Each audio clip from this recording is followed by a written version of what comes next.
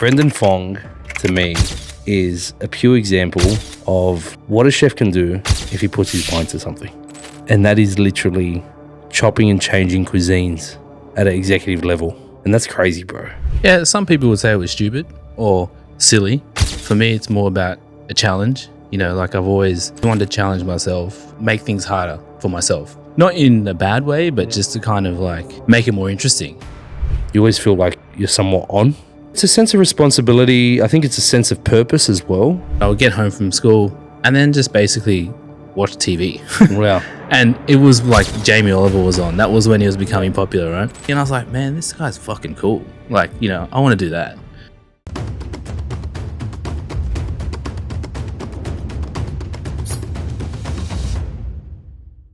Brendan Fong.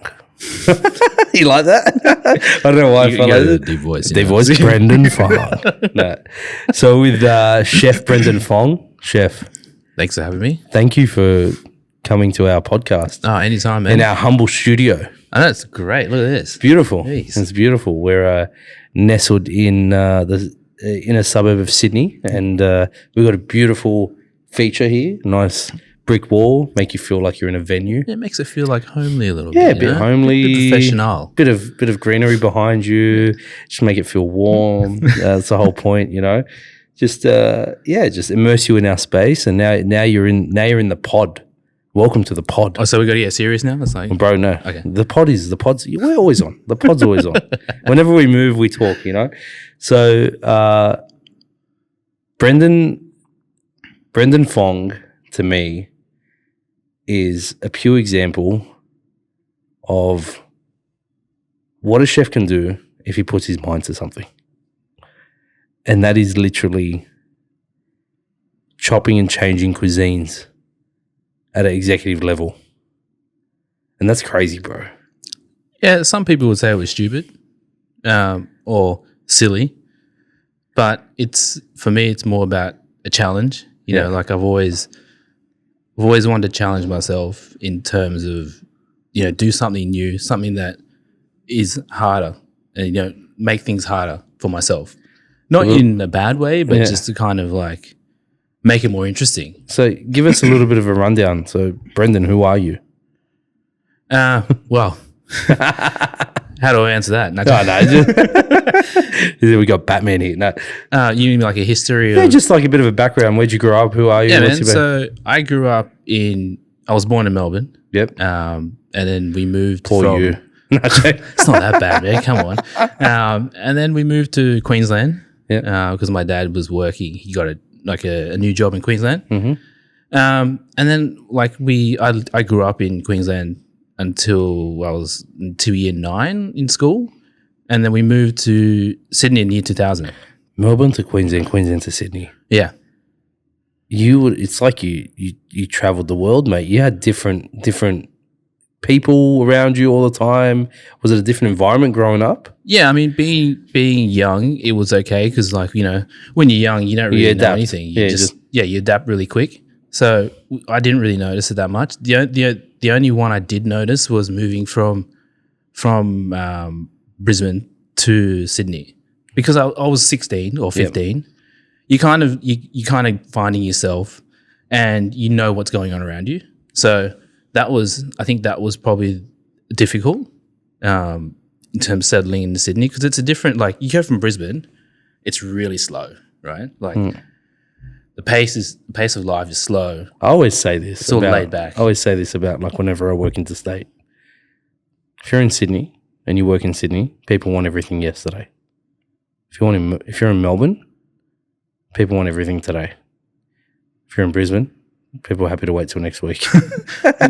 Are you sure next week might be longer? Yeah, no, but generally that's the vibe that I get, like, between, like, you know, and it's true. The pace is just like, they're just a step back. And I find that every time that I've ever thought, the actual thought of going, hey, I want to move to Queensland, it's like, I can't fit in. Really?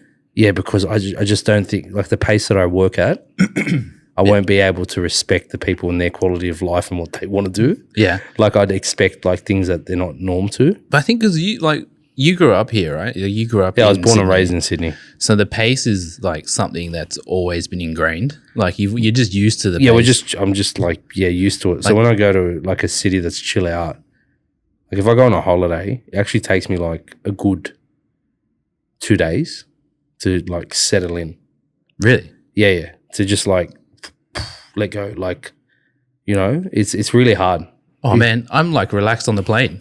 Yeah, bro. You just as soon as I'm on the plane, I have that first sip of any alcohol. Yeah, which I'll only have one because drinking on the plane is like terrible. Yes, like the hangover is just like instant. Yeah. But then after that, I was just like, when you get to a new city, you just want to do everything. Yeah, that's it. But I just feel like I'm not in, like, if we do a staycation, horrible. Really? It takes me like 2 days to settle in. And this is something like I've always wanted to do, like do a staycation, right? Because we've never, me and my wife have never really done many of them. And I'm like, you know, thinking about, okay, let's go to out of New South Wales. Like, what about Orange? Yeah. Or I don't know, down the coast. We've never really done that. It's always been overseas or interstate, going to restaurants. My wife and I done it in COVID a lot, where we went interstate, like even in the state.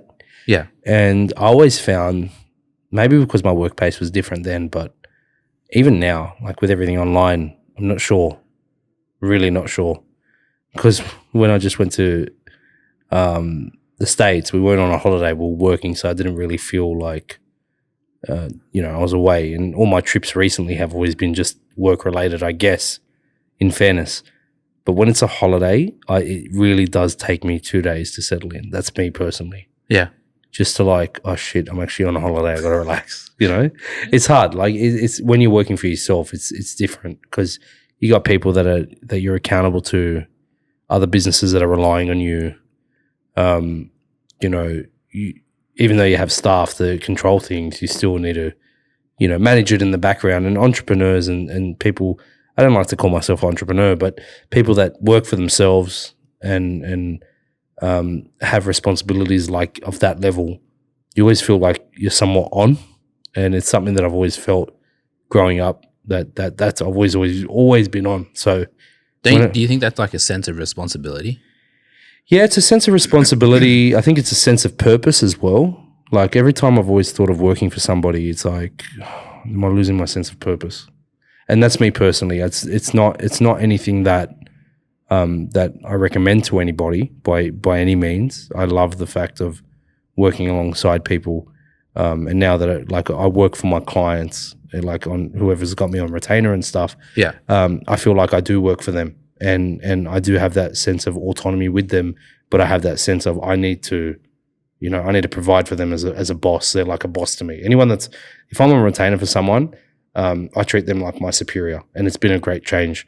But in fairness, I really feel that going away, I need 2 days. That's the final story is I need 2 days.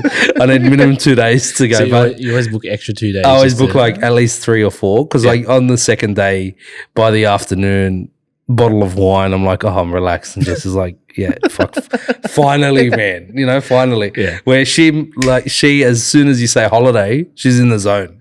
She's like, the staycation. 2 days before, packed already. 2 days, mate. When we're planning to go to the States, it was only Ben and I supposed to go. And then she goes, I'm on school holidays, so I'm coming. She's a school teacher. And I'm like, oh, yeah, sure, 100%, you know? And it's like, yeah, what is it? Like, we can all share one room. And I'm like, no, we can't. I need 2 rooms now. So we did the whole thing, and Jess came along, and God bless her. If it wasn't for her, the trip wouldn't have been anywhere near as successful because the planner, she just she ensured that everything ran smoothly. Yeah. And that's normally me to her on a holiday. I do that for her. But on my work trips, I literally can't go anywhere without her because she's like my life organizer when it comes to that stuff.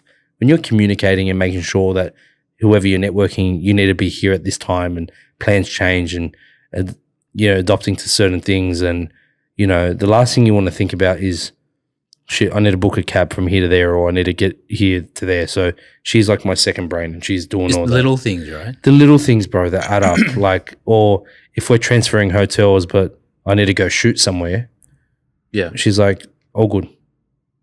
Don't worry. She'll take off. She'll do the transfer.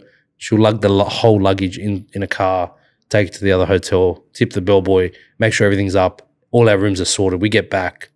We literally walk in. Ben walks into his own room. I walk into my room, and everything's set out and done. Yeah, that's awesome. You know? Yeah. Like, it's like, shit, like it's worth it, yes. You earn your weight in gold. You're not only the love of my life, but you've earned the weight in gold. So, no, she's been nothing but a blessing in this whole journey. But I digress. You can do a staycation in Australia. It's fucking beautiful. Where I recommend, go interstate, man. Go to Adelaide. I've never been to Adelaide. It's so beautiful. Adelaide is so Radelaide, nice. as they call it. Yeah, Adelaide. No, Adelaide's nice. Melbourne, go to the Mornington Peninsula. Yeah. There's a beautiful place up there called, it's like a dystopian spring house, man. There's like all these baths. Yeah, it's amazing. It's not nude like a, what do you call it? A Japanese one. Oh, onsen. There's no onsen. You're dressed, so it's okay. I had my fair share. I had an onsen experience in Singapore. That was hilarious. I didn't know what an onsen was. That would have been hilarious. But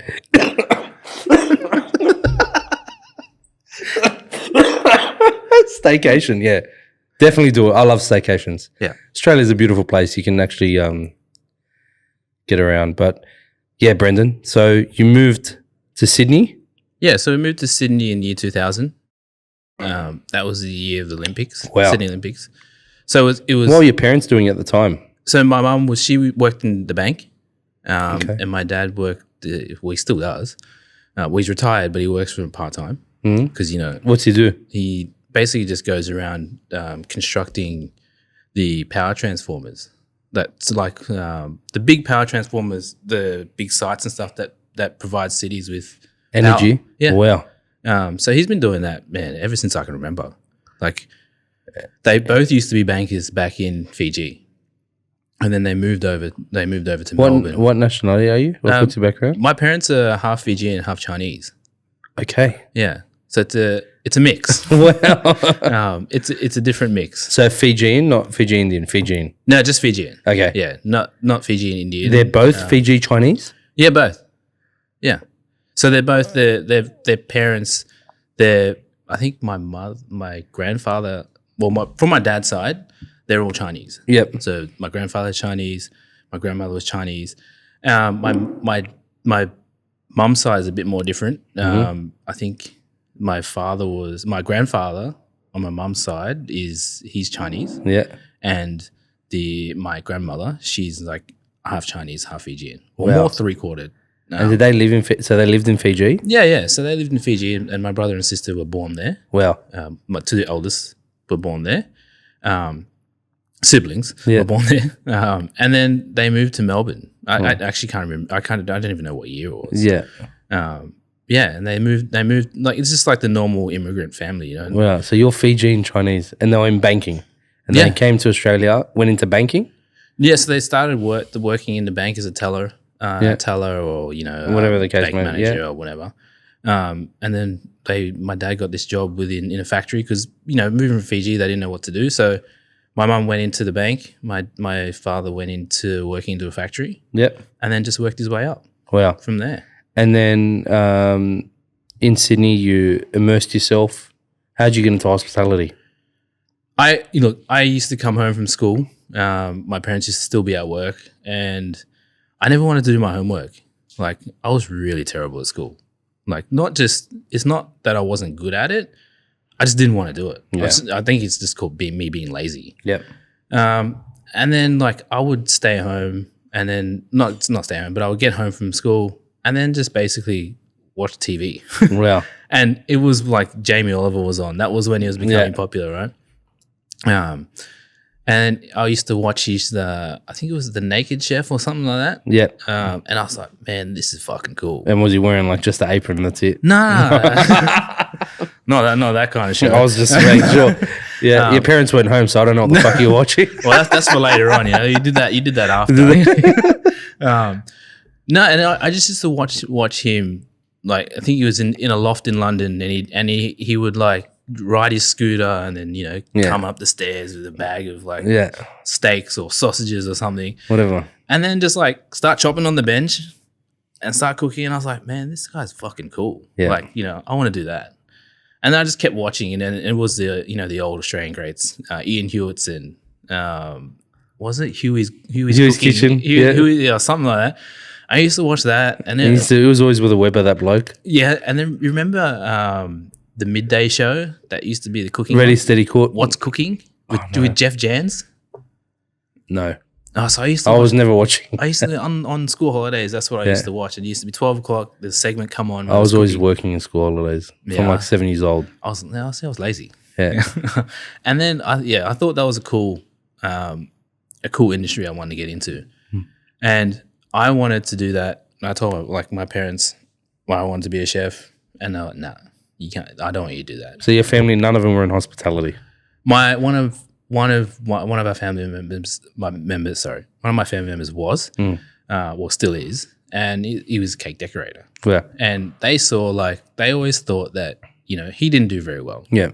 He did his chef's thing, got into the cake industry, and was like decorating cakes, like wedding cakes and stuff. And his business never went well. Like he would never succeed at his business. And that's what they didn't want for me. As a reference point, they looked at it. Because that's all they knew, right? That's all they knew. Like, if you got into this industry, that's all that's going to happen. You're going to go for so long, you're not going to earn that much money. It's a lot of work, and you're going to be poor. Yeah. Right? You're not going to do well. You just end up just like, I'm not going to say like him, and not make anything of yourself. Well. And they always wanted me to do the uni thing, be successful, get an office job, and just go through life doing that. And, I had to finish school. So I did school up until year 12, did my HSC, did all right, got it, all right to get by, to pass, and got quite a good grade. And then I just went and sat on the couch because I didn't want to study anymore. I didn't want to do anything. And then they were like, you know what? Okay. My mum was like, go and get a job. This restaurant in Darling Harbour was hiring at the time, and it was Jordan's Seafood Restaurant down the harbour side. That was like the seafood joint. This is like 2003. I just finished school. Yeah, fresh. Didn't know. I'd never had a job before besides work experience. Yeah. Or like working in my uncle's RSL club, which is, being a dishwasher. Like a couple of days. Not even, probably did it for like 2 weeks and that was it. And I thought I knew everything about restaurants, right?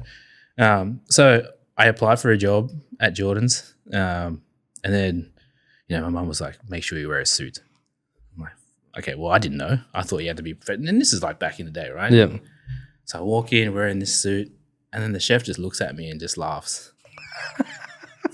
Not in my face, right? Yeah. He told me this afterwards. Yeah. He goes, you actually wore a suit. Yeah. Because I didn't know. It's the first job, right? You watch all these TV shows and think, fuck, I got to wear a suit. Yeah. And I got the job there as an apprentice. So I started probably because you rocked up in a suit. I think that's why he hired me, because I remember him saying that. He goes, it's because you had the suit on. Yeah, 100%. And I was like, okay, well, that's good. Because you didn't come in rugged chef pants and like, TNs and... What's wrong with TNs? Nothing's wrong, but I'm just saying, you didn't rock up to a job interview in TNs. You wore your best wedding shoes that you wore out every day. Yeah. You wore out to your cousin's weddings and stuff. You decked out in a suit and you went. Nice white shirt. Oh, yeah, I think it was white. And it was black. I guarantee you, I could picture it now. Black suit, white shirt, no tie. No, I had a tie. You had a tie? Yeah. Skinny tie or fat tie? No, it was back in that fat tie. Fat tie? Yeah. Yeah, double Windsor or like single Windsor? Bro, I don't even know it.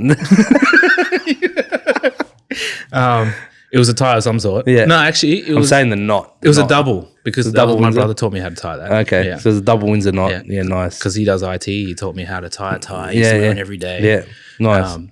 And it was my old formal tie. Okay. It was purple. Yeah. Oh, wow. So you went in with a bit of colour. You're like suave. Bro, you got to get noticed, nice. man. Yeah, that's it. So, you worked at Jordan's Seafood? Yeah, so busy venue. Hey? Busy venue. What, it was like 500 seats?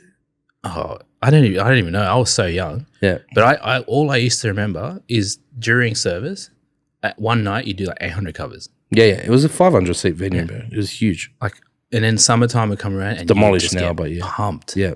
Like, it was like my first kind of eye-opening experience to a restaurant, right? Restaurants are like. Yeah. Like, I'd never fucking used a deep fryer before. Yeah, right? for those of you that don't know what Jordan Seafood or where Jordan Seafoods was, this precinct called Darling Harbour, which is like, off from Circular Quay. And it's like a bit of a tourist precinct where we had an IMAX there and we had waterfront venues and like a marina.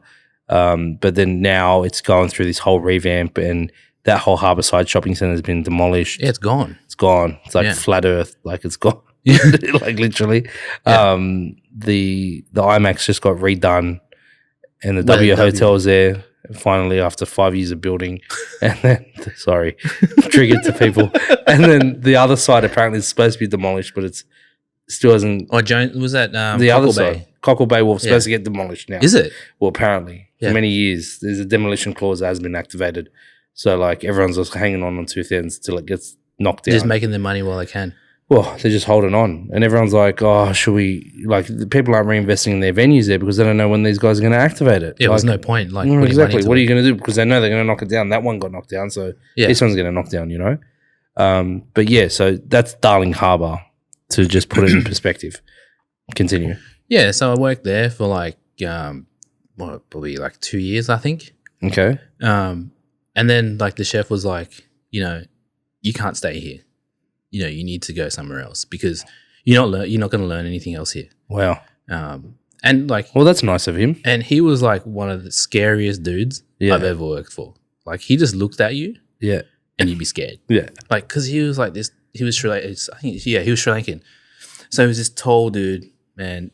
He's scary. Like, even today, if like I get a message or a message on like Instagram or Facebook, because Facebook from him, I'll still call him chef. Right.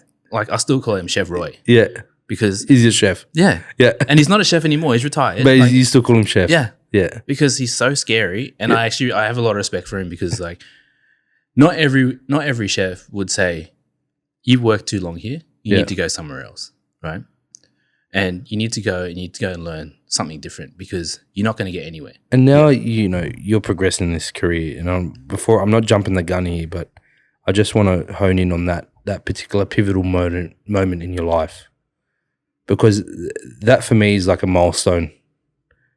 It's your incubation. It's when you're finding yourself as a chef and you have somebody that's literally giving you a platform to leap off. Yeah.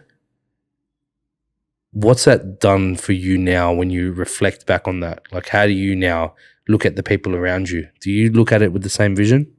Yeah, like obviously there's some good chefs you want to keep. Yeah. You don't want them to go. Yes. But there are times when you kind of have to just say, mate, you need to go somewhere else. Yeah. Right. I can't do any more for you. Yeah. Or, you just kind of have to be like, do this, do that. Why don't you go to speak to this person? Or like, for instance, there's someone that used to work for in where I'm at now, Human. Yep. And sitting down with this person, they wanted to progress to the next level, like become a junior sous. Yeah. And I was like, you know what? As much as I'd love you to stay here and be a junior sous here, I don't think that this is the right venue because it's too busy. There's too much staff. Even though you have that experience before, I don't want to do that to you because it'll be traumatic. Right. And I don't want you to go into this role thinking, fuck, people don't listen to me. Yeah. Or, because I'm a female, they're just going to disrespect me. They're not going to do anything I ask them to do. And it's going to be hard for me to get my message across. So I said, you know what? I'm going to transfer you to this venue, a smaller venue. It's still under like where I'm at. And I can still kind of teach you and mentor you and help you and teach you the skills that I look for when training people to become a junior sous, or when I'm hiring a junior sous. And it's a smaller team.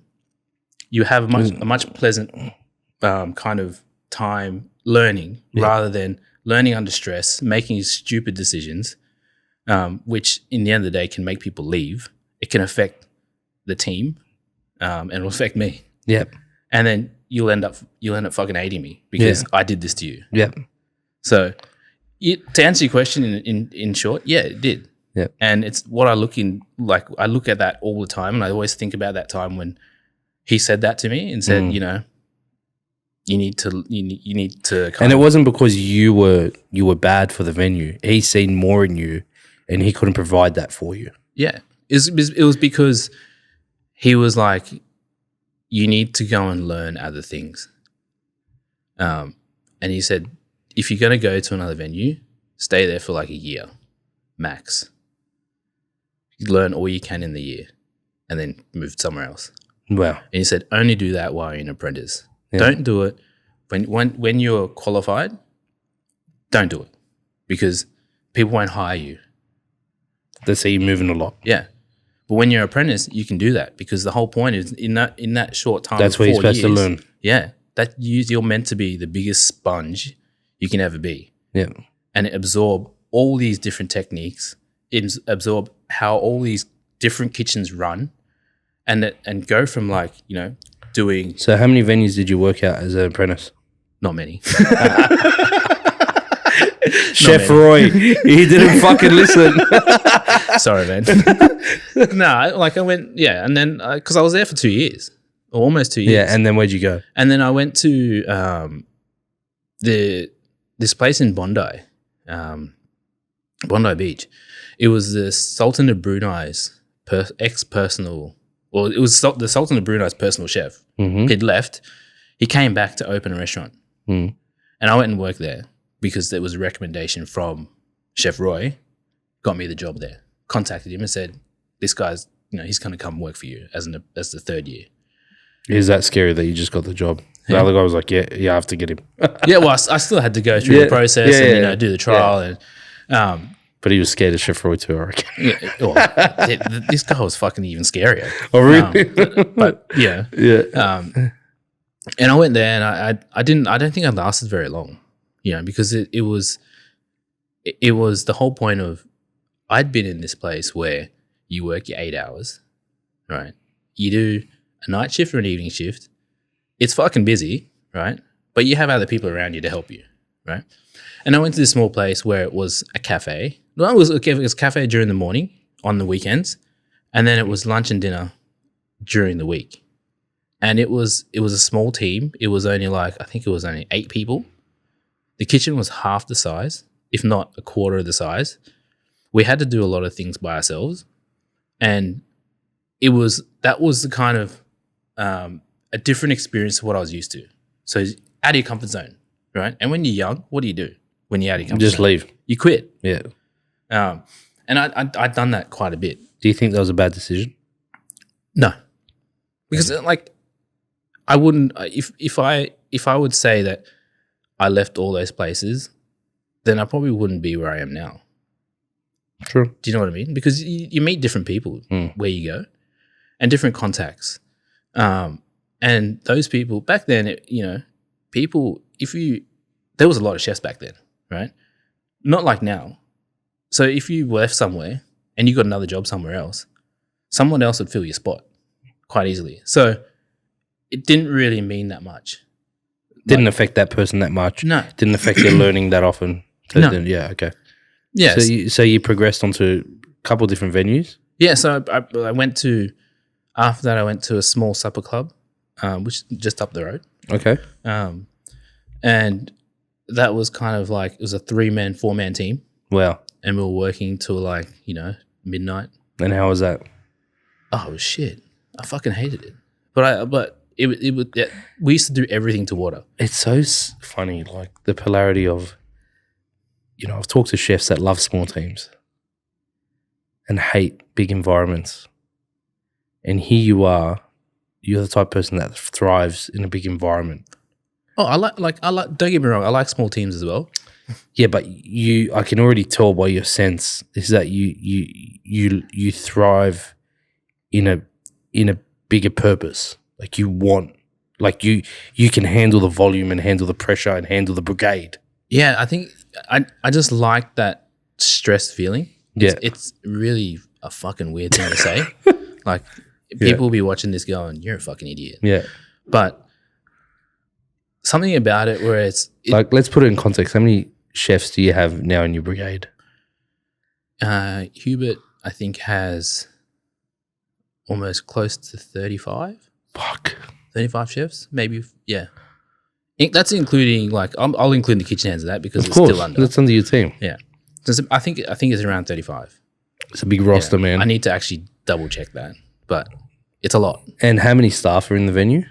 At one time? Well, all up. What's the whole team consist of? Per service, it would be 2, 4, 6, 8, 10, 12, 14. 14 in the kitchen. Yeah. And on the floor, you reckon there's like... Oh, dude, I can't tell you that. I'd have no idea. No idea. Wow. All I know is there's a lot of runners. Yeah. When you don't need them. Yeah. And then when you need them, there's not many. There's not... It's that seems to be the scenario. Yeah. So you worked in these venues as an apprentice. Yeah. What was your defining moment in your career where you're like, I'm a chef? That's actually a hard question. I think it was when I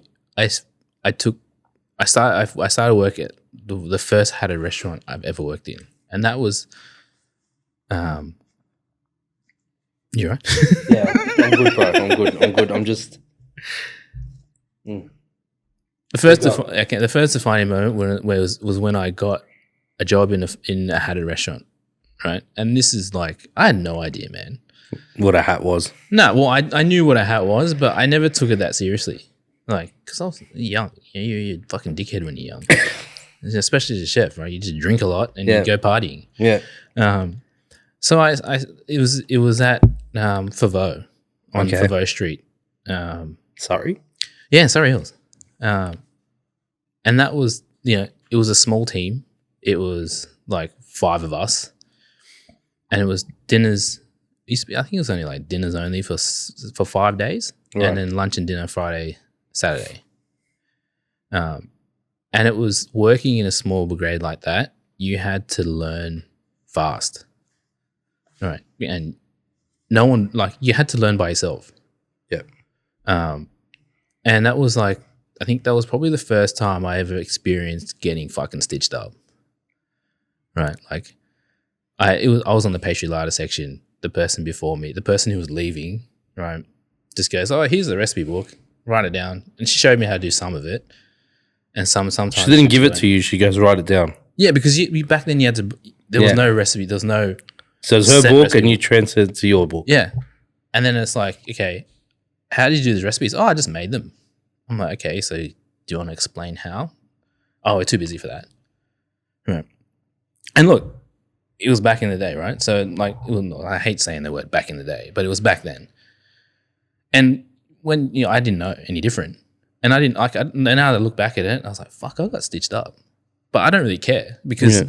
You learn. Yeah. I learned how to stand on my own 2 feet, right? And that was that moment where I was like, fuck, I'm actually in this now.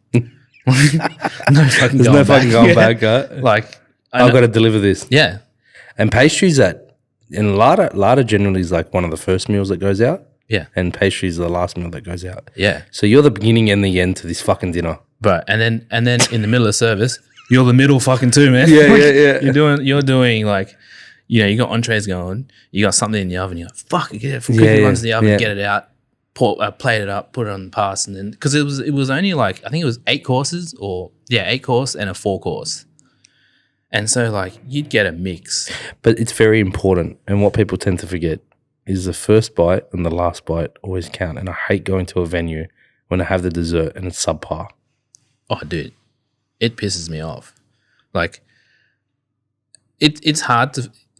Like, it's very important to remember that, guys. Like, you know who said it well? Peter Gunn from Melbourne. Oh, yeah. He owns March and Ides. Yeah. Hatted restaurants. Phenomenal chef. In Collingwood, right? Yes, This guy is like the king and the one that started a pop-up venue. He's the guy that defined the pop-up culture across Australia. Yeah. He started his restaurants out of a pop-up. when pop-ups weren't a thing. Yeah. Take over a restaurant and pop up. And that's how he started his grassroots. And I looked at his planning of his venue. And when I asked him, what's the most important piece that you would, when you plan your venue? He goes, my larder in my pastry section. I said, why is that? He goes, because it's the first and the last meal. Yeah. I mean, I think that's quite common with chefs, right? But a lot of operators tend to give pastry the smallest section. I've done it a few times. I'm not going to lie. They give them the tightest section. They give them one bench. Yeah. And the smallest piece. And sometimes when you fail to plan, then it's very hard to come back from that. Oh, you can't. You can't. Like, you can never come back from that. Especially if you give a section or if you give your kitchen the smallest pastry area, man, you're setting yourself up to fail because that people don't realize how much room you actually need for pastry. It's 100%. Yeah. And all their work is done before. There's no cooking to order in terms of like, besides cooking some desserts to order, right? It's a lot of plating. A lot of the mise en place is done before service. So they need the most room to prep. But a lot of actually, to be fair, a lot of people get that wrong. Yep. But you know, when we were working in kitchens, we were always taught, you know, people will always remember the first bite and the last bite. They'll always remember the first course and the second and the last course. They won't remember any. They will remember in between. But something that will stay in their minds was dessert was shit. Yeah. Well, that entree was horrible. So if you get a dessert where it's like it's shit, yeah, fuck, it pisses me off. Like it's so annoying. Yeah. But you know what? That's life. Yeah, I mean, well, I have different tastes to other people. Yeah. So what might be shit to me, fucking cunts out love it. Sorry, I shouldn't say that. No. But I get you. You know what I mean? I get you. No, but I think it's the ethos and the principle that people got to learn is the first bite and the last bite is something that you need to control on. So that was your defining moment. Yeah. And when did you see your career really start to elevate? It was actually working at Mr. Wong, learning different and that was like I'd worked at, you know, before that I'd worked at a Japanese restaurant. I'd worked in an English restaurant, you know, learning old English, like English cuisine, learning how people, you know, terrines. And also working with under Jeremy Strode. He was kind of like the kind of guy that was just like, the fish is this good, just put lemon and a piece of rocket. The late Jeremy Strode? Yeah. Yeah. He was a great chef. Oh, man. God rest his soul. You know, back then as a younger chef, you know, you don't realize how good they actually are. If there's something that you could say to Jeremy Strode today, what would it be? Thank you. Wow. Really? Yeah. It's just because, like, you know, having that confidence to serve 3 things on a plate, you know, having and knowing that it's good. I don't know how he did it, and he was so fucking good at it. Fuck, bro, that's deep. Like, yeah, I never got to meet the guy personally, but like what you just said, I could just literally feel the energy from that. Yeah, that's big. Like even now, that's how. Like sometimes that's how I cook. Right? Well, yeah. Most of the time, that's how I cook. Making it look simple, and celebrating the ingredient. Yep. And you know the technique. Like he always said, you know, we have that fine dining technique, but that simple bistro style. Yeah. In terms of and the it way trumps it. Yeah. And it's what people love, right? You know, it looks very simple on a plate, but it's fucking hard to do. And having that confidence to be able to serve it, like the Pierre Kaufman fucking trotter. Yep. Right. Pierre Kaufman came up with that, with, you know, sweetbreads, morels, and when you look at it, and when you look at the actual dish composed, you're like, fuck, is that it? Like, it's a fucking pig's foot stuffed. So you eat it, and it's the most fucking best thing you've ever fucking eaten. And when Jeremy made his version, right, with the ginger and shiitake, like what I do at Hubert, And he taught me exactly every step on how to make that fucking thing, right? And, we used to make it for in the restaurant for people. And he put on the menu, like he put on a special menu and stuff like that. And, back then being young and like kind of not knowing too much about food, but knowing about it, right? And you eat that dish, you're like, fuck, this is it. This is the shit. Yeah. This is what it means to cook. The guy used to serve corned beef with carrots and a white sauce made with grain mustard, right? It's the best fucking thing ever. And it's 3 things. Yep. Corned beef, carrot, and a sauce. Simple. Yeah. So to have that confidence and to be able to cook like that. Yep. And he became popular off that, right? And how he passed that down to people that work with him and under him, right? That's why I'd say thank you. That's amazing. So that like shaped you in regards to your confidence, but Wong's made you. Yeah. I mean, like working under Merivale, working in Merivale, or working for Merivale, and because working with Jeremy, that was with Merivale as well. Mm-hmm. And then I got transferred to Mr. Wong. I didn't know Jeremy's restaurant was a part of Merivale. Yeah, so Bistro CBD was in the hotel CBD. Oh, right. Yes, Yeah. of course. Yeah. Wow. Did he have any other venues at the time or just that one? So he had opened fish shop back then. Okay. Yep. And he still had his own bistro in Surrey Hills. Yeah, that's what I thought. I thought because he had his own place in Surrey, I didn't know. So okay, yep, now I understand. Right. Yeah, and then I working at Mr. Wong. That was tough. It wasn't easy, going because bistro was like you work Monday to Friday, lunch and dinner. It was a really small team. It was a great team, and then going to this massive restaurant where, man, I didn't even know how to use a fucking wok. Right? And you're Asian. Yeah. Oh, come on, bro. We don't fucking all use woks. Nah, bro. Come on. Come on, man. Hey, a wok burn is very different. Yeah. Yeah. And then like it was a team of greats, right? Like there was Dan Hong was there, Zhao Yu, Victor Leong. And I was an apprentice with Victor. That's when I worked up the road. I worked with Victor. We were apprentices there.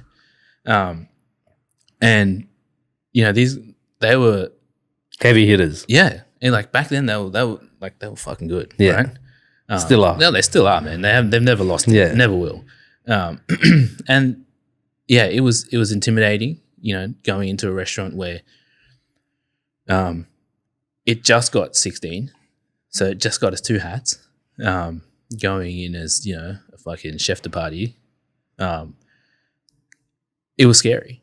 And then working the way up through the ranks quickly because we had people leaving. And then just progressing there. And that's when I saw it I kind of found myself a little bit. Then, okay, this is the groove I'm in. I love this fucking busy restaurants. Yeah. That's your vibe. Yeah. And that's where I was like, okay, this is cool. It's great in your career that you transcended and you moved around. And I guess Chef Roy gave you that pathway to go, it's okay to move. Just respect your place when you move and know when it's right to move. Yeah. And I guess if there's one key takeaway here, it's if you're working somewhere and you're progressing as a chef, you want to be able to learn as a sponge no matter what level you're at. And if you feel at one place you can't take any more, as in you can't learn any more, hold on a little bit longer, see if there is a little bit more because it might be you in the background. Like you said, when you were young, which you fuck off and you leave. Yeah. Just hold out there because it might be you. But if you really, truly know that, hey, I've maxed it and I personally don't think I'm doing anything wrong, then you speak to your superior about it and you say, hey, I really don't think there's anything more for me to learn here. Then you go and you move on with confidence. And it's great that you've seen so many different styles and you went from, you worked from working seafood grills in an 800-seat venue to a 4-man run kitchen to being smashed on a pastry and larder section to then learning under someone like Chef Shrewd who taught you an amazing dish that you hold on forever and you can't give up thanking. and then going into an institution like Wong's and working under, you know, the amazing Merivale group. And then you found yourself, I guess. And you're like, I'm Brendan Fong. Yeah, I mean, look, I'm Brendan Fong, motherfucker. To some point. But I think there was one moment in, you know, when working in Wong's, you know, the place was fucking busy. Right? I used to start work. I used to go in early. Like I used to start at 8. I used to get there at 7. Just because, like, I wanted to get the prep done, and you were just constantly in the shit. You know, because we were so busy that we just couldn't keep up.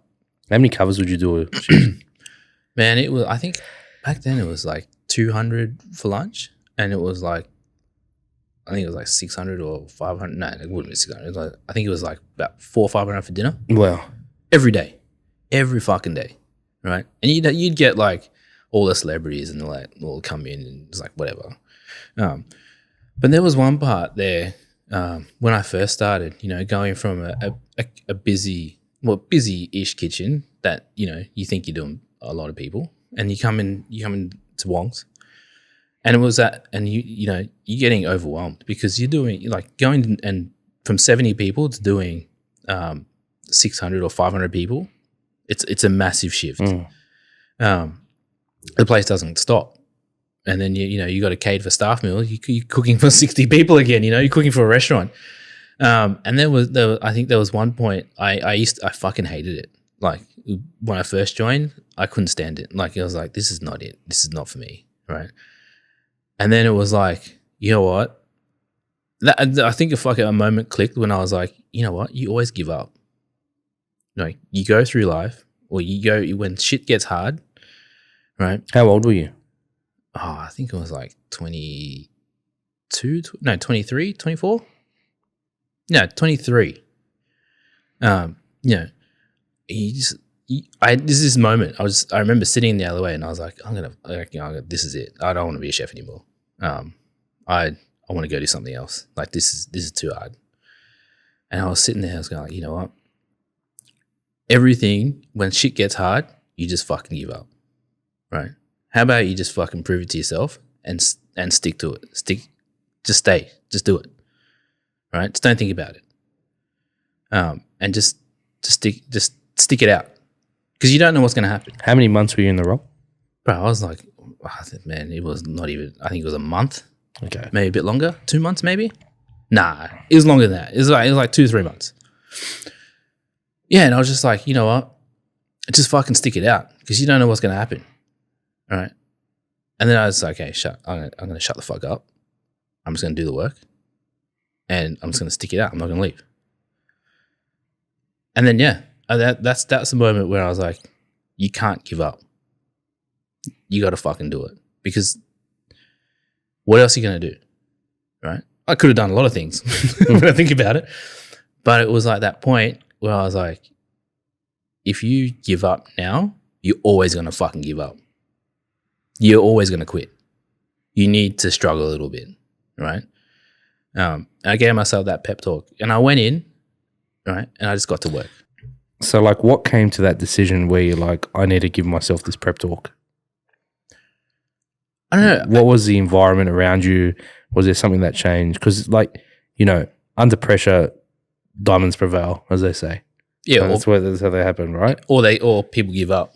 Well, exactly. Yeah. But what was that thing in your life at the time that was like, I need to do this? Was there anything in your environment then that was different to when you were in your younger years, besides the fact that you potentially matured a little bit? But no, like, was there a responsibility? Was there something coming up? Was there someone that you liked? Were you thinking of the future? To be honest, it just came out of nowhere, right? I don't know. It's hard to think about what happened. Do you think, was it because you surrounded yourself with different caliber of chefs? That could be it. You know, the team back then was fucking great. Yeah. Right? We had people leaving. All the great ones are leaving. Like, this is when I think Zhao was going over to Hong Kong to open Holy Fork.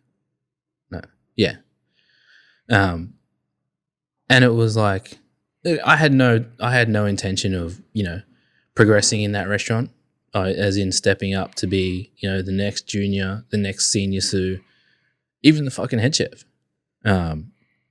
But it was just that point where I was like, because I think I was just thinking about things in my, like thinking about times in my career where I was like, this is fucking hard. I gave up here, I gave up here, I gave up here, I gave up here. Now I'm giving up here. Like you're working now you're in one of the best venues and you're fucking giving up here. Yeah. Like, and that was the point where I was like, you know what? If you just fucking keep giving up, right? If you're going to give up here, what else are you going to fucking do? So what's one piece of advice you'd give to that chef that finishes apprenticeship and is struggling to find his way in the industry? Look, things might get hard, right? And they will, right? It's not easy. It's hard work, right? But stick it out. Don't give up. If it gets tough, take a bit of a break, right? Because I didn't do that. Take a break, reassess, and then come back in a good place and find a happy place where you like to work, you know? Even if it's just a cafe, right? Who fucking cares? You're still cooking, right? And then you can get back. Cook the best fucking eggs you can. Yeah, man. Yeah. And then you can go back into going into those hatted venues if that's what you want, or go into that fine dining scene if that's really what you want. You know, sometimes it takes you gotta take your eyes away from the prize for a bit to realize the path and how to get there. So funny you said that. Today I was talking to my friend who's an elite sports coach, and he doesn't coach a team, but people go to him for, you know, PT and different training methods and stuff. Yeah. And he was telling me a story of someone who was mentoring, who was playing elite soccer, and he couldn't make it in Europe anywhere. And he couldn't make it on any club in the East Coast at all. Yeah. And then the kid literally went into the gym, and the dad was like, man, he wanted to leave soccer. And his dad's like, you got to keep him here, you got to keep him here, you got to keep him here. And then my mate was like, mate, I can't force him. If he wants to move on, he wants to move on. Like, I can't actually force him. Yeah. And then, you know, my mate was like, man, just let him try something else. Just go out, try something else. Get your eye off the prize. You're fixating. Get it off the prize. And the guy went and played league. Played league for a year. Literally. From like Div 1 soccer, literally going either get A-League or like low tier Premier League. Yeah. And he couldn't make it anywhere in Europe. Went into league for a year, didn't like it. Went back to football, soccer. And made it in a first grade team, but it wasn't enough. Then his dad goes, you know what? I don't know what to do anymore. Then coach was like, man, just how about you take up a different activity? After that, go golfing. Yeah. Go go-karting. Go do something. Let him trump something else. Let him trump it. And they picked up a different activity. And then his dad said to his son, he's like, you know what? I'm going to start from the West Coast and make my way back to the East Coast. And if no club picks us up from then, I'm walking away. We'll walk away from this, and it's not destined to be, and give up. You're still playing soccer, right? The guy's playing he made it to the A-League in Perth Glory. First club he went to. But see, this is the thing, like, right? that's a story, right? Like, yeah. They took their fixation off it. They just relaxed. You just got to fucking relax. You got to let it go. Yeah. Don't be so fixated on that's your destiny. Like, that particular place is maybe not be it. You got to just take a step back and let life do its thing, and you got to just let go a bit. Like, you got to just trust in your instinct too, you know? Yeah. And that's what his dad did. He's like, I'm going to start from here and there. Yeah. Truth be told, the first club he went to on the West Coast, he got in. He fucking got in. Because in Sydney, in the clubs here, it's so hard to progress because the systems are so locked. Yeah, like, and the competition. The competition is so high. Yeah. It's so high. But it's always like, you know, I always say this to staff when they leave, right? I said, well, like sometimes when they're copying a bollocking. Yeah. So you might not like it, no? but you won't realize what you've learned until you've left. And that's literally what I think. That's probably what I thought about when I was sitting there and just thinking, "Fuck, I'm gonna give up." Right? Because you don't really know what you've learned when you're in a situation, right? So when you work in a restaurant, in the kitchen, the chefs would tell you, do it this way, do it that way, right? And then someone else comes and do it another way. There's all different ways to do one thing, right? Like there's, what's that saying? There's how many different ways to skin a cat or something like that. 100 ways to skin a cat. Yeah, that's it. Say it every day. But then True salesman says that.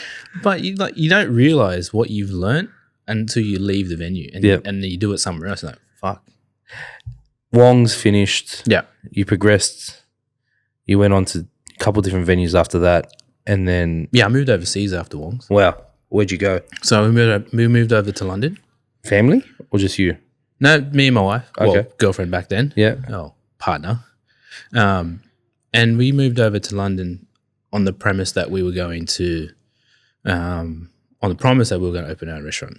Yeah. So you went to London to potentially open your own venue. Yeah. So I had someone here. I flew over to do a pop up over there, just a dinner. And they were like, "Oh, I've got this place opening first. If you help." What year was this? Oh, that's 2016.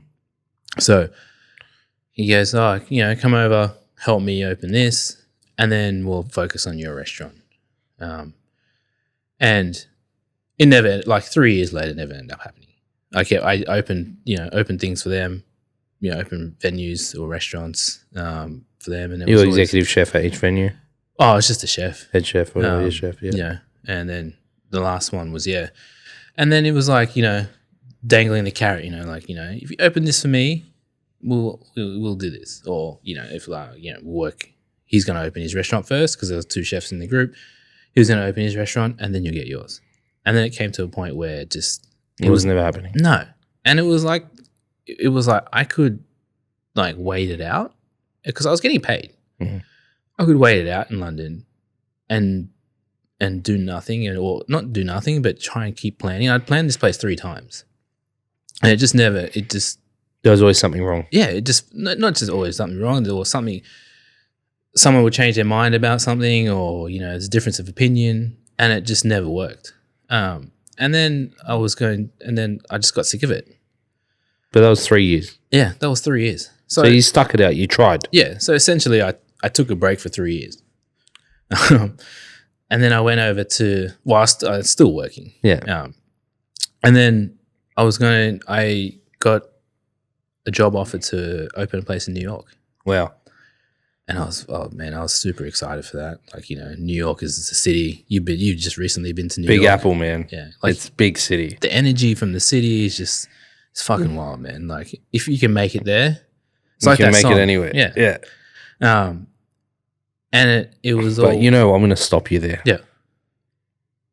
I truly believe hospitality operators in Australia, in Sydney, in Melbourne, the way that they need a hustle to make things happen here, if they went with the same grit and the same mentality and went to New York, they would fucking thrive. Yeah. I mean, you think some operators that went from here over there, mate, they fucking killed it. Well, I'll tell you why. Very simple. It's a numbers game. Yeah. Look at the numbers. Your staff costs are literally halved.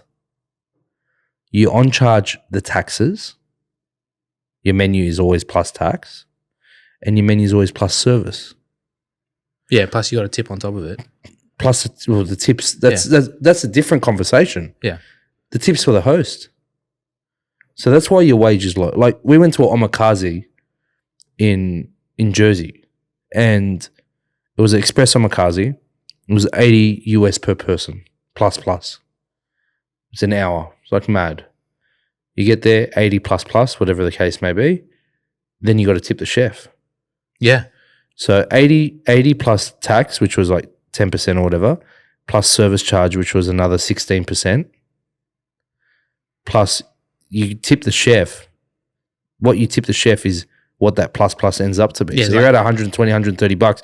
You got to tip the chef 100 a head. Yeah, it's 18% of the actual bill. Yeah. So you tip the chef that. Yeah. And then it's like, hold on, man. So I just got hit 120, 240 a head here. Like literally. US. And I'm like, fuck. Right, you just paid $500. Literally.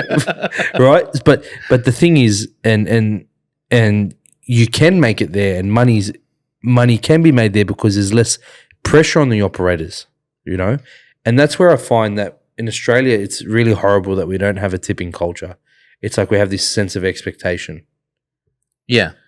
We don't have a tipping culture. Yeah, you get tips, but it's not a culture. It's not like everyone It's not expected. It's not a culture. Yeah. We don't have a culture of it. Somebody wants to tip, they'll tip. Yeah. Right? But how many times have you left a venue and you haven't really tipped, or you haven't really tipped the right amount? You don't tip. Do you tip? I tip every time. You're a special person because not a lot of people do that. I don't think there's many people that can really put their hand on heart and say, I tip 20% everywhere I go. Oh, no, I'm not saying I tip 20% every time. Okay. But that's like in the States, they're tipping like anywhere between 5 to 15%. I've seen all my mates do that. But I've seen the tip way more than that. Yeah, I know. But I'm just saying at a minimum, like. Yeah, that's like the bare minimum, like, right? Yeah, you know? So it's weird. That polarity is weird. But yeah, so New York didn't happen? No, so New York didn't happen. I mean, it was when COVID first hit. So wow. 2019. 2020. Yeah, that era. I can't exactly remember the exact year. And then it's a dark year. No, it's just buried PTSD when no one's hear about it. Yeah. So we were in London packing our stuff. Like we were only just like half packed, if that. Right. The first COVID cases hit in London, and we were like, "Fuck, we've got to get out of here." Right.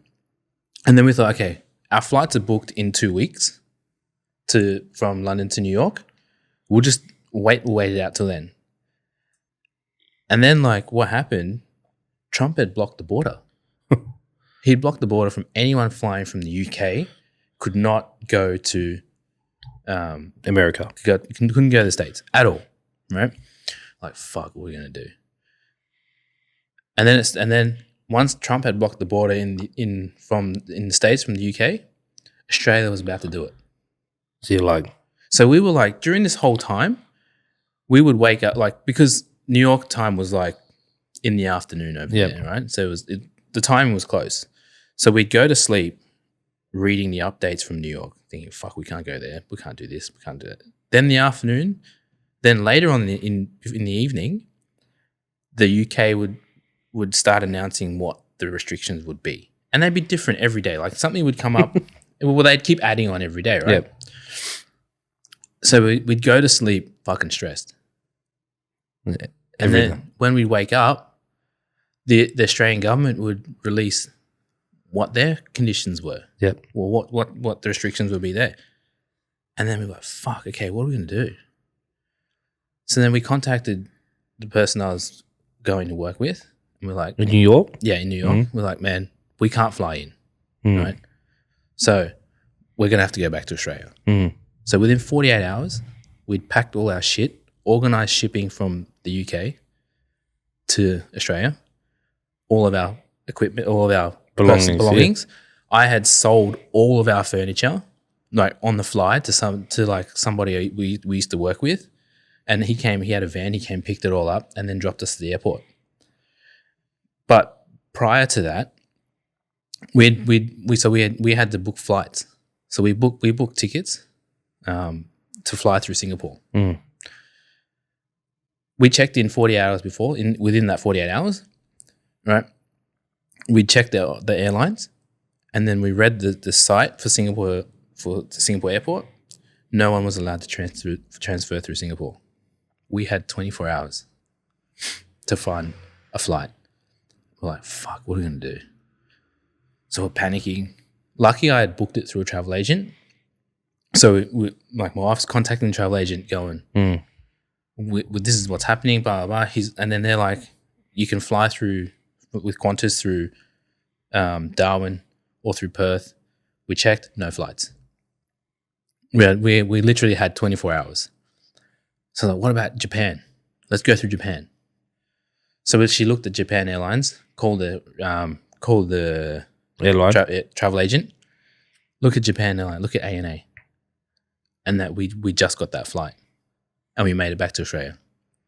So we thought we were only going to be in Australia for like 3 months, and then New York, and then we just go to New York because no one knew how long this COVID thing was. Everyone was in the dark, right? We came back to Australia. We'd moved all our stuff back.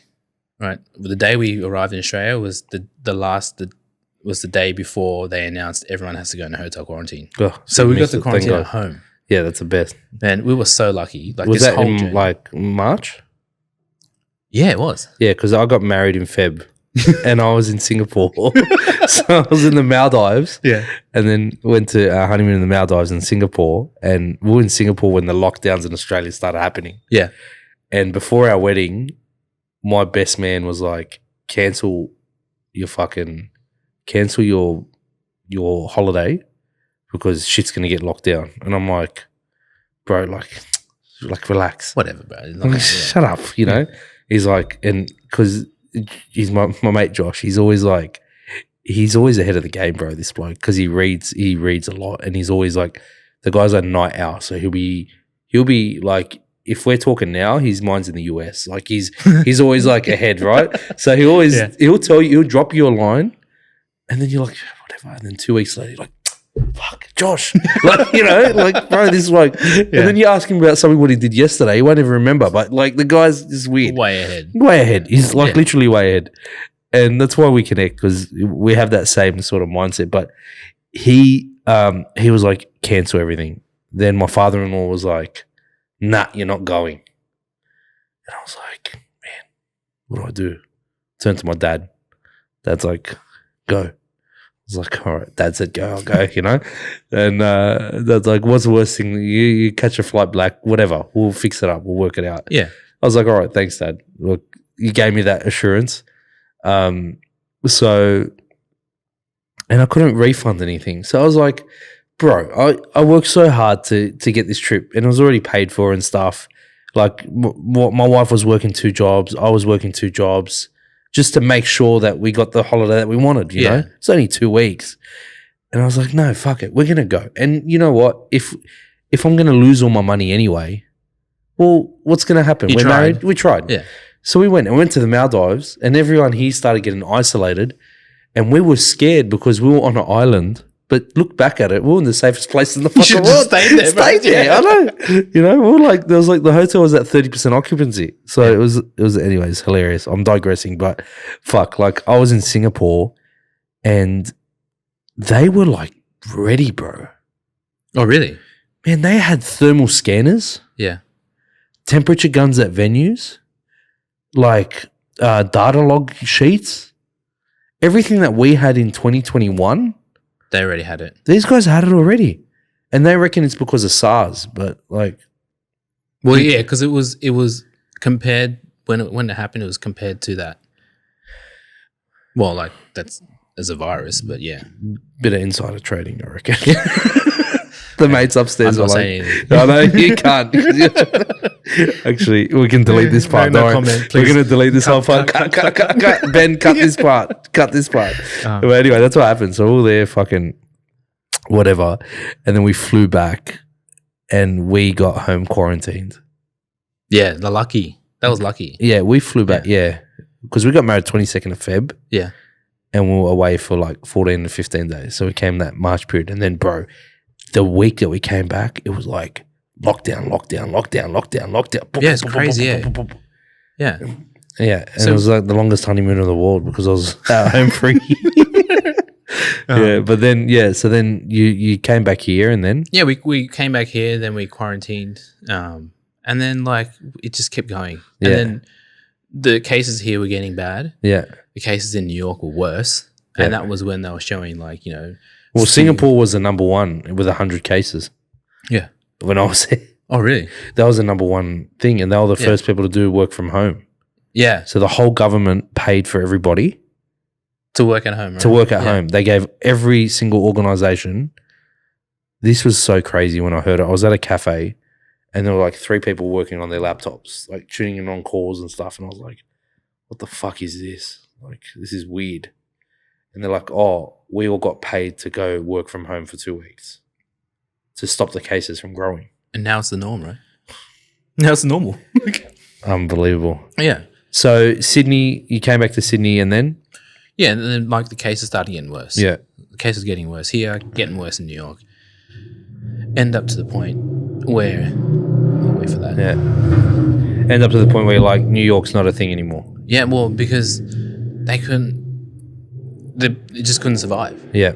So they were still paying rent and stuff like that. Like, don't forget, like while we were here, it got better. So we got our visas to New York, all that stuff. We got that sorted here in Sydney. And then it just got to a point where, you know, the building was there, it was empty. Landlords are still asking for rent. Yep. So it just they had to give it up. You were starting on a back foot. Yeah. So it was gone. The site was gone. And it was cool because we had all this stuff planned. Like the idea of the restaurant was cool. It's still to today. It would be fucking successful. Probably would have a bit more money now. But you know what? It's things you learn, right? You learn. Nobody planned for a pandemic, bro. But yeah, we all learned in that period. It's all life lessons. So then here you progressed. And then how did you land a job at a Sydney institution like Hubert?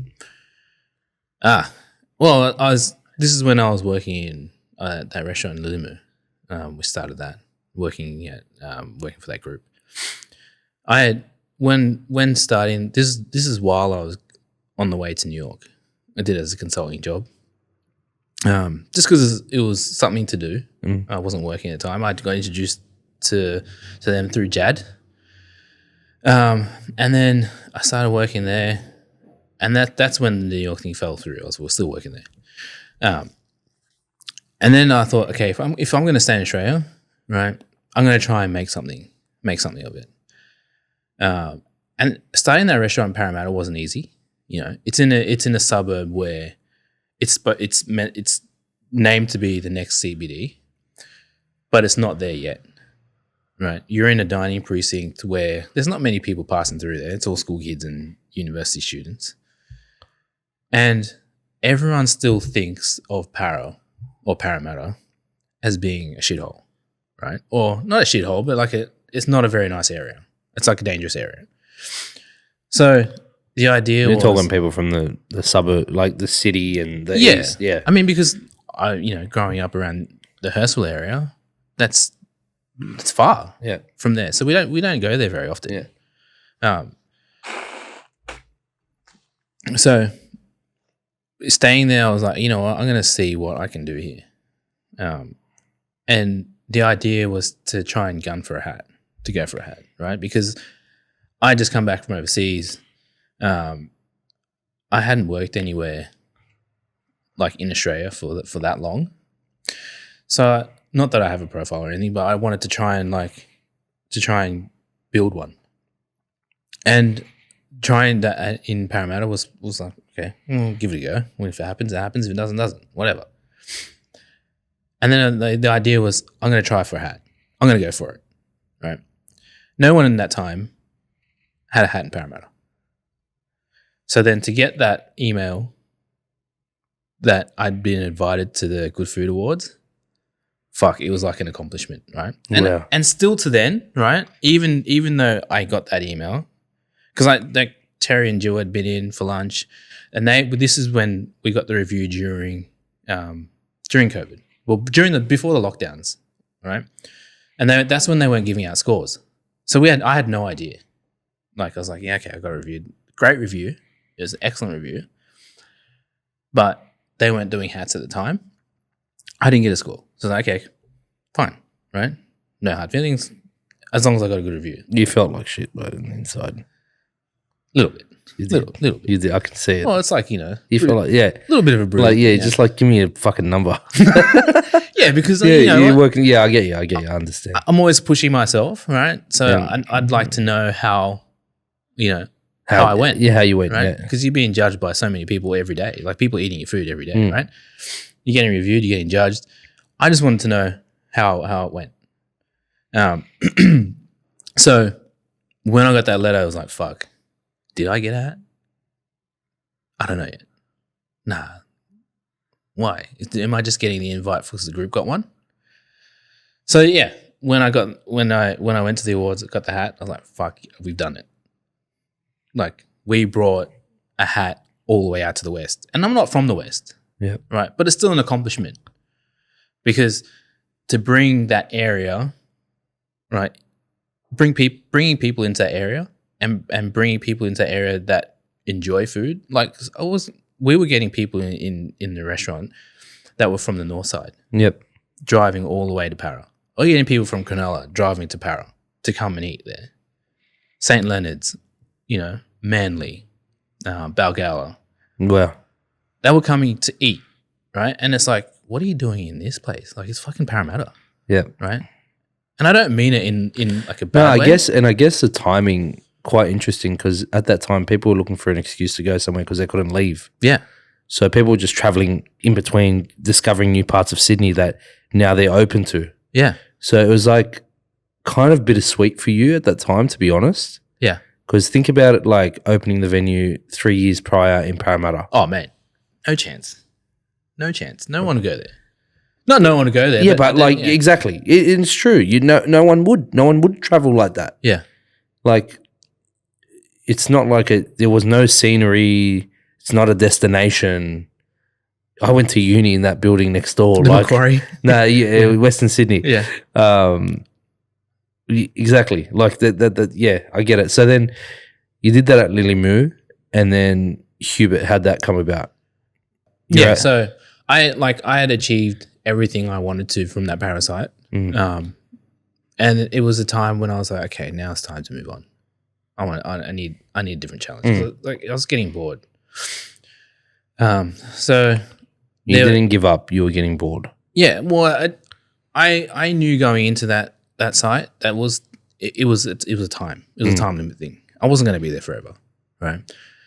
And I had achieved what I wanted to out of it. So then, what else is there for me to do? There, you just got to come to that decision where it's like, okay, I've done this. I've done this here.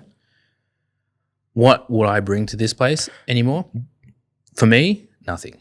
Did you get judged for moving on? What? By people for moving on from that space? By the company or by just saying in general, whoever it was. Probably. Yeah. Did I care? No. And how, because there's a lot of people that would relate to this. Yeah. How would you feel, advising someone to stay to their purpose? Because that was your journey, that was your destiny. You're like, this is not what I want to do forever. I've got that one hat. Now it's my time to move on. How would you, motivate somebody to communicate that to all the other stakeholders that this is what's happening? How did you have that conversation? It's a difficult conversation, right? Because it doesn't matter how it goes down, they're not going to be happy. Right? You just have to be confident in your decision, right? Because at the end of the day, it's about you. Right? They could pay you, and this is the decision you have to look at it from your perspective, or you have to use your maturity at this point. They could offer you the most amount of money, or the dream amount, right? And you could say yes. And if you said yes, you'd still be there doing the same shit over and over again, and probably for about a year. And then you'd come back to this position where you are now. In the same point. Yeah. Thinking, fuck, I should have gone. You're sort of doing them a favor, to be honest. Yeah, you're doing them a favor without even knowing without even knowing about it, because you're going to be in there. You're not really wanting to be there. So if you're not really wanting to be there, you're creating a level of toxicity in the environment. Yeah. And I guess it's a hard pill to swallow for operators out there that, if someone needs to leave, just let them go. Yeah, we have to. Yeah. That's good. It's fine. Heard every fucking sound today. One thing that like some operators need to kind of remember and think about, right? People always come and go, right? The next person may not be the suitable replacement, but the one after that maybe will be your one, right? And you'll find the one, but you'll never be able to hold somebody if they want to go, and there's no point because, and at the end of the day, if you try and keep them behind, your business suffers because they're not going to put 110% into it because they've already lost interest. If you've lost interest once, it's very hard to get it back. I mean, have you found that happened to you? Yeah, for me, it was like I needed to work out who I was as an individual. Yeah. I needed to work out myself. And I was sort of limited to that because I was a cog in a machine, a really big machine, and I was a cog in it. And it's like, okay, I needed to like step out and actually understand my self-value and my worth. And no one could do that for me. But that's the thing, right? Like a lot of people don't realize their value. No, 100%. And I totally agree with that. And they think they know their value. They think because what they get paid and what they can get a pay rise for is their self-value. Yeah. But that's not it, man. That's not what, when you understand your self-value, it's you understand your purpose. You understand why you do what you do. You understand why you go out there and you crush whatever you want to do. And you understand why you wake up in the morning to get this done. And I find that I went on a massive journey where I had a career mentor me for 9 months. I'd touch base with them once a week. And during my journey, I would literally take, so I cut my work days from 5 to 4 days. Yeah. I'd do 1 day of the working week as self-development. So yeah, I took a day off, but that 1 day I was actually working on myself. So I find when you're at a turning point in life, go on a holiday, have a break, fucking reset. And then I found my best practice. What helped me so much was I did a self-development day. I got into an MBA. So I started my MBA. So I'm upskilling myself. And then I went into full mode of self-development. I had a career mentor who's guiding me through this entire process. I never shared this with anybody, like, to be honest, while I was going through the journey. I didn't tell anyone that I was working with someone to help me along the way. I was just doing what I was doing. And I had like 3 different mentors at the time, all for different things. I'm a hyper accelerated person and I like to cram my work in. I do deep work and I cram my work in. And that's just me though, because I get distracted quite easily. But when I'm forced to focus, I focus. So when I have things to focus on, and that's what was happening in my career before, was that I had everything just running smoothly. It was fucking repetitive. It was the same thing over and over again. I could literally roll out of bed and pick up the phone and do what I needed to do for the day. Yeah, it's like a robot, right? Literally. And I just felt like I was in the same vicious cycle, and it was my own vicious cycle, and I couldn't level it up anymore. Yeah. And it wasn't the organization, it was me. Yeah. It was me being complacent and me being over it and whatever. Yeah. So maybe I was the level of toxicity in the space. Yeah. And that's why I found that, okay, I need to take a step back. I need to be humble and I need to work out, maybe it's not the people around me, it's me. And even though I've tried to work on myself and change the environment and whatnot, I can't really do anything else. So I need to really go on and go and find myself. And that's when I found my purpose. Yeah, it's doing stuff like this. Where it's like being able to, because when I was looking for stuff like this, I couldn't find it. Yeah. Especially for hospitality. Like I could not find it. No, that's true. There's not many mentoring programs out there or like advice. No, platforms. And it's not like I'm not trying to this sort of conversation. Nobody's given this platform to people like you to share their story. And the reason why I want to get people like you on here is because you've been through the ringer. You've Little copped bit, it. no. No, you have. You flew around here and there, and you to travel somewhere to a foreign country with your partner on a limb, on a potential business model that you took a handshake on that didn't go through, and then you had the balls to fucking say, you know what, this guy didn't do it, another guy in New York's going to do it. And your partner stuck with you during that period. Like, you went there, then you were going to go to New York, then a pandemic hit, then you come to Sydney, and you're like, I'm fucking no one here. And you're like, yeah, you know what? I'm going to fucking make a hat in Western Sydney. And you do that. Yeah, it's just like it defies it. For me, that shows, and coming from what I define as a lazy chef. You were a lazy chef when you were a kid. I call myself a lazy You're chef. the lazy chef, right? Yeah. I'd tagline you the lazy chef because you were for the first part of your career. You were a lazy chef. And just look at, once you understand your purpose and you fucking persevered through that time, look what you've been able to trump and accomplish. And now you're working at an Australian institution like Hubert. Yeah, one of the most well-known restaurants in the city. In the Southern Hemisphere. Yeah. But like the whole point, like going back to where I was in Para, and I was like, you know what, I need a different challenge, because previously, before that, I was cooking Asian food. Yeah. Like from the Wong's days, I was cooking Asian food. And I was like, you know what, for me, it's just getting a bit repetitive for me. Bro, you're like a fighter that's just gone up in weight divisions. But and then changed fucking martial arts. Yeah, but you've gone from taekwondo to karate, and now you're in jiu-jitsu. Then you go, now you're in the UFC. Like, you know what I mean? You're fighting.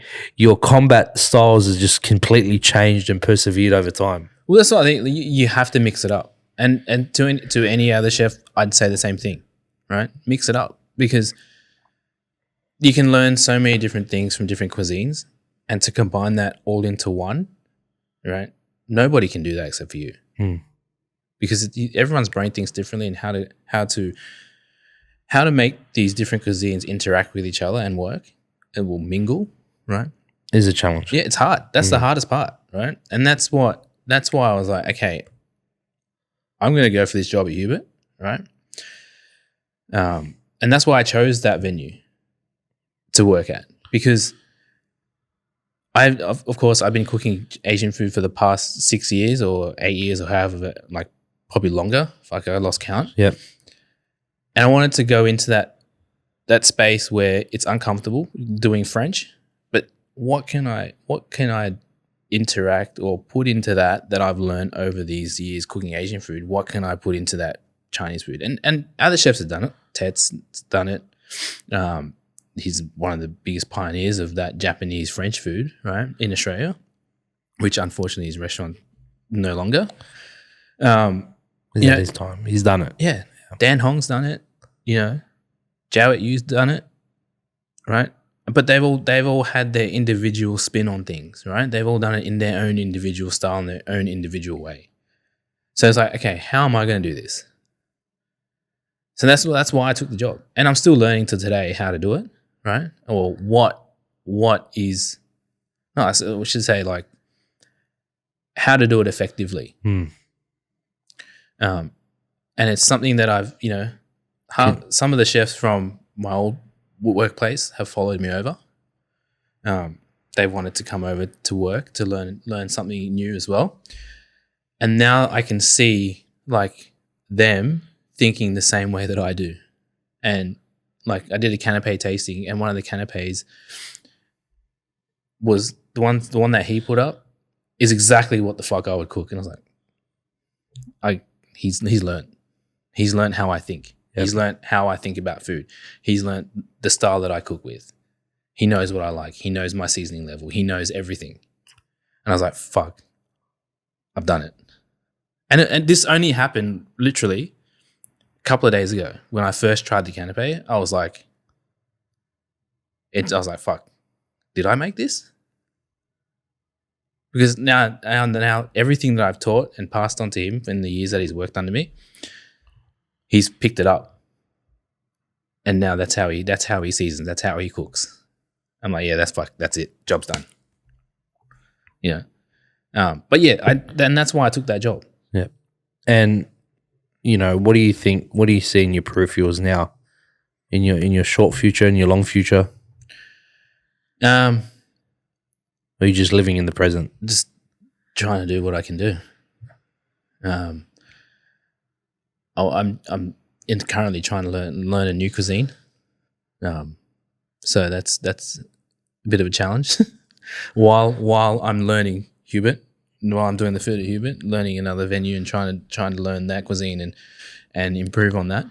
But that involves learning another cuisine, and you know, it's a new challenge for me, and that's what I get excited about. And you've been in Hubert for like 9 months, and already you're like, all right, this is available. I'm gonna fucking take it and let's run it. Let me do it. I'll do it. Yeah, because it's like, you know, to come back into Hubert and to bring it back into the spotlight again.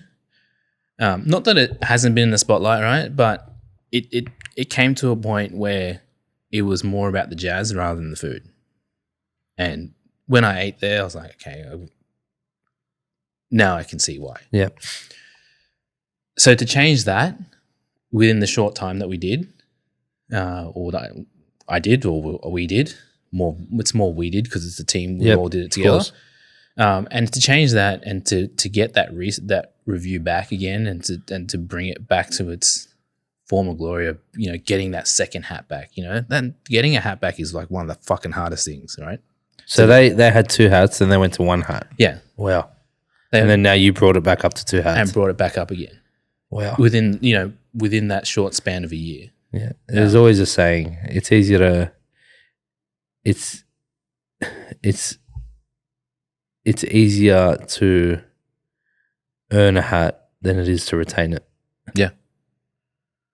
And to earn one that's been lost is even harder. Wow. And okay, this is a great piece. What's one piece of advice you'd give to somebody who's lost that hat and they need to earn it back? Don't think about the hat. Just do what you do. Cook what you love. Don't worry about the hat. If it comes, it comes. If it doesn't, it doesn't. If your restaurant's busy, right, you're doing something right. But don't be fixated on the prize sometimes. Or don't be fixated on getting that hat. Because if you always aim for it, you'll try too hard and you'll never get it. Just do what you do. And put that frame of mind of, I need to get that hat back. Get it out of your head. Because your skill and your talent and what you do will gain you that hat back. Because it was like that. It's like reviews, right? Like I remember reading this thing about Eric Repair from Le Bernardin. And it was about reviews, restaurant reviews. He said, just read it once, digest it, and forget about it. Throw it out. Don't read it again. Because if you keep reading it, you'll let it get to you, and you'll keep pushing harder and harder, and you'll try too hard. And then if you don't do enough, nothing will change.